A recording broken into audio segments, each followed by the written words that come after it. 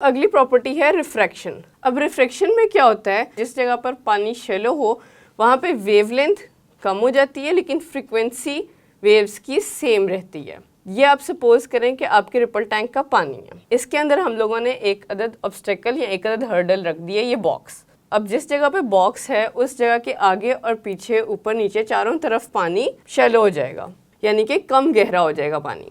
अब जब इसमें वाटर वेव्स ट्रेवल कर रही हैं, यानी कि जो पार्ट शैलो है, कम गहरा है, उस जगह पर थोड़ा सा एंगल टूट के रिफ्रैक्ट करेगा और फिर जब वापस पहले एंगल में यानी कि डीप वाटर में जाएंगी तो उस हमारा एंगल ऑफ इंसिडेंट और एंगल ऑफ रिफ्रैक्शन सेम हो जाएगा। एंड देन जहाँ पे वापस वो डीप वाटर में आना शुरू होगा, यानी कि ऑब्स्टेकल का एरिया ख़त्म होगा, उस जगह पे आके वेव हमारी दोबारा से इनिशियल मोड में चली जाएगी, यानी कि पहले एंगल के इक्वल चली जाएगी।